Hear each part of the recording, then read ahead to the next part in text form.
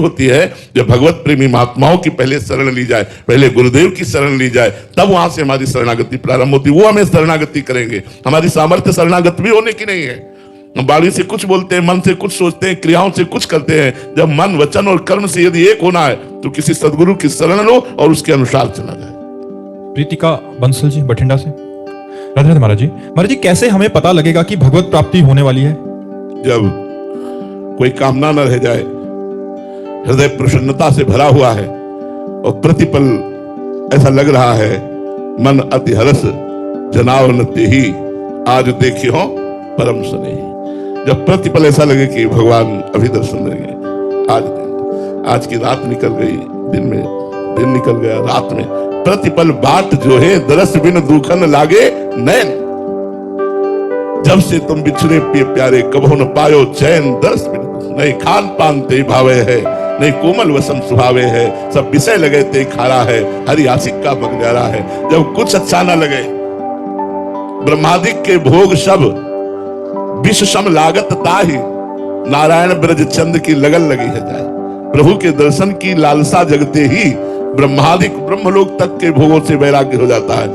आस्तंभ पर्यंतम सर्वम मायामयम जगत, सत्यम सत्यम पुनः सत्यम हरिर नाम केवलम। वो भगवान का नाम ले लेकर पुकारता है, रुदु सुश्रम राजन कृष्ण दर्शन लालसा।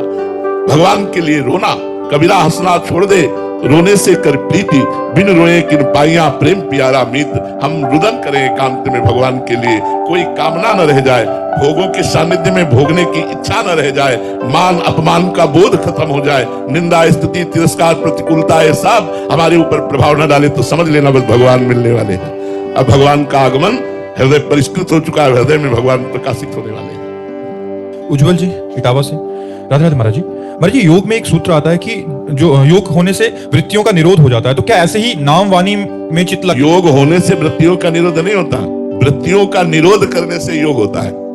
एक एक वृत्ति को भगवदाकार करना ही योग है। सच्चा योग भगवान कराते हैं, अपनी तरफ से प्रयास होता है।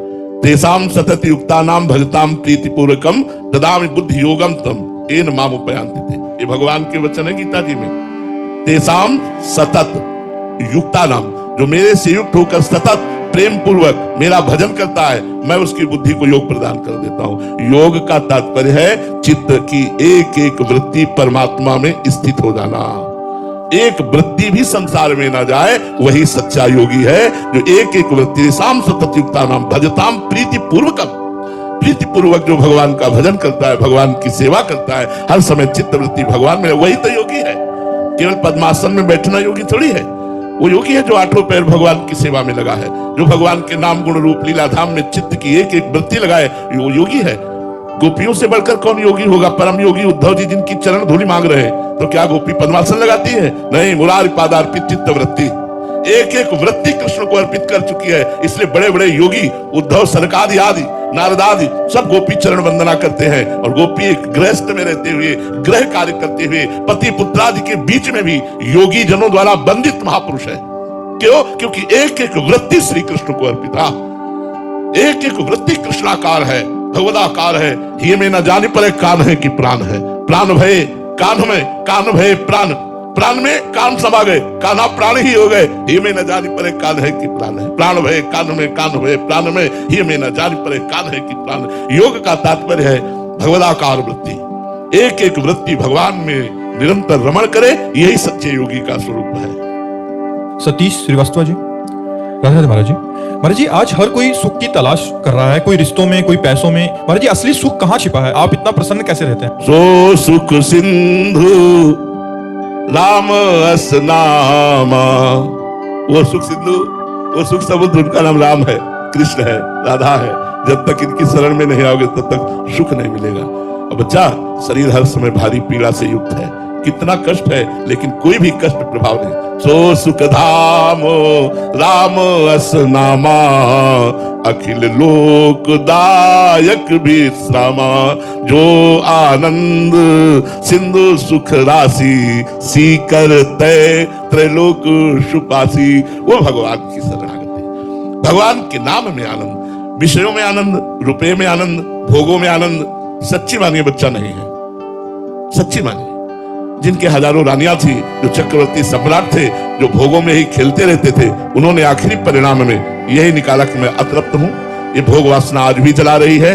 बिना भगवान की शरण में गए इसकी शांति नहीं। महाराज ययाति जैसे जो धर्मात्मा नरपति हुए हैं, उन्होंने अपना अनुभव भागवत आदि शास्त्रों में वर्णन किया। अपने पुत्र की 1000 वर्ष की आयु लेकर भोगा, फिर भी तृप्ति नहीं हुई। तब उन्होंने त्याग करके लिखा कि जो भगवान से विमुख है वो संपूर्ण संसार के भोगों को भोगे अकेला, तो भी वो तृप्त नहीं हो सकता, क्योंकि भोगों में तृप्ति नहीं, त्यागाच्छादनंतरम, भोगों का त्याग करके जो भगवान में चित्त लगाए वो आनंदित रहते हैं। हर समय बच्चा एक अलौकिक आनंद रहता है, हृदय में एक अद्भुत सुख रहता है, जिस सुख में सब ये भोग दुख ये दोनों मिट जाते हैं। भोग सुख और दुख दोनों मिट जाते हैं। देखने में लगेगा कि संसारी आदमी जैसा उसका आचरण है, खेलना कूदना खाना पीना, लेकिन ये सब मायाकृत कार्यों से वो हर समय परे रहता है। वो चिदानंद तत्व में स्थित रहता है, जो भगवान की आराधना करता है। बाहरी लक्षणों से नहीं पहचाना जा सकता कौन चिदानंद में स्थित है। यश सोनार जी मुंबई से।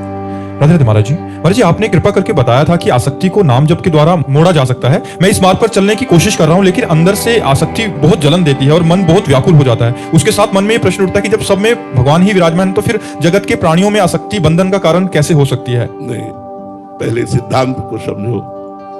अगर गीली लकड़ी निकाल करके और तुरंत उसमें आग लगाना चाहोगे तो नहीं लगेगी। गीली लकड़ी को सुखाना पड़ेगा, फिर उसमें आग लगेगी। तो विषयी मन को, मोही मन को प्रेम में डुबाना चाहो तो नहीं डूबेगा। वैराग्य की आग में उसे जलाना पड़ेगा। भगवान आदेश करते हैं, जो सब में विराजमान है वही कह रहे हैं, जननी जनक बंधु सुत दारा तन धनु धाम सुहृद परिवारा, सबकी ममता ताग बटोरी, मम पद मन ही बांधी बर डोरी। माता से, पिता से, भाई से, पत्नी से, शरीर से, पुत्र से, धन से, मकान से, सब जगह से आसक्ति हटाओ। मेरी भावना करते हुए सबकी सेवा करो, लेकिन प्रियता ममता केवल मेरे चरणों में रखो। तो देखो फिर भगवान का कृपा प्रसाद देखो, तो सब में भगवान है। ये केवल बातें कर रहे हैं अपने लोग, ये अनुभव तो नहीं हुआ। अनुभव हो जाए तो फिर जलन कैसी? फिर तो प्रतिपल आनंद रहेगा। आप ही कह रहे जलन हो रही, जलन हो रही, इसका मतलब आसक्ति है। सब में भगवान है, जब ये अनुभव हो जाएगा तो परमानंद की बाढ़ आ जाएगी। कोई आसक्ति नहीं, कोई कामना नहीं, तो सब में भगवान है। ये मानने के लिए पहले वैराग्य देखो। तत्व को जानने के लिए 2 पद्धतियां हमारे यहां शास्त्रों में वर्णन की गई हैं, अन्वय और व्यतिरेक। अन्वय माने है, व्यतिरेक माने नहीं है। तो पहले साधक को स्वीकार करना पड़ता है ब्रह्म सत्यम जगन मिथ्या। जिसे भगवान शिव कह रहे, उमा कहूं मैं अनुभव अपना, सत हरि भजन जगत सब सपना। सपना माने झूठा। ये जितना नाना तो ये सब झूठा है।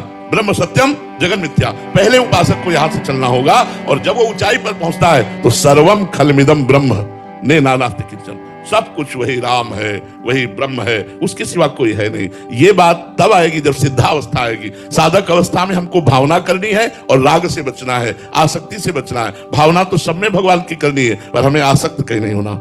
ममता हमारे प्रभु के चरणों में केवल होनी चाहिए। मेरे तो गिरधर गोपाल दूसरो न कोई, एक भरोसो एक बल एक आस विश्वास, एक राम घनश्याम ही चातक तुलसीदास। तभी हमारी भक्ति पूर्ण होगी, नहीं तो हम विषयों में फंसे रहेंगे और बातें भक्ति की करेंगे, वैराग्य की करेंगे। बुलबुल जी रांची से। राधे राधे महाराज जी। महाराज जी, जब जीवन में चीजें अपने मन के मुताबिक या जैसा सोचा है वैसा ना हो रहा हो, बहुत समय से प्रयास भी कर रहे हो, नतीजे भी ना मिल रहे हो, तो ऐसे में महाराज जी क्या करना? नाम जप। ऐसे में नाम जप करना चाहिए, क्योंकि नाम जप रूपी धन ना होने के कारण आपकी कामनाओं की दुर्दशा हो रही है। यदि नाम जप हो तो यही परलोक सकल सुख पावत मेरी सुभैया कृष्ण गुण संचु। इस लोक और परलोक के सारे सुख आपको प्राप्त हो जाएंगे यदि नाम रूपी धन है। यहां भी आनंद और परलोक में भी आनंद। यहां भोगों की बाहुल्यता और वहां परम पद की प्राप्ति दोनों प्राप्त होंगे। जो जो भगवान की शरण में गए, आज तक बताओ ऐसा रहा हो कि भगवान ने उसे दुखी किया हो तो बताओ। दुखी विभीषण लात मार के निकाल दिया था रावण ने। लंकाधिपति जाते ही भगवान ने बनाया और अपनी अनपायनी भक्ति दी, एक कल्प करा दिया। प्रहलाद जी को, ध्रुव जी को, किसी भी महापुरुष को देखो, यार अगर सुखी होना है, लोक पर लोक के सुख प्राप्त करने हैं, तो श्री हरि की शरण में आ जाओ, उनका नाम जप करने लगो। नाम जप करते हुए अपने कर्तव्य का पालन करो। कुछ कहीं जाने की जरूरत नहीं है। अन मांगे आगे आवेगो, बिना मांगे आगे आगे आएगा। हम अपने जीवन की तुम्हें बात बता रहे हैं, Thanks for watching. दोनों पक्ष हमारे जीवन के हैं।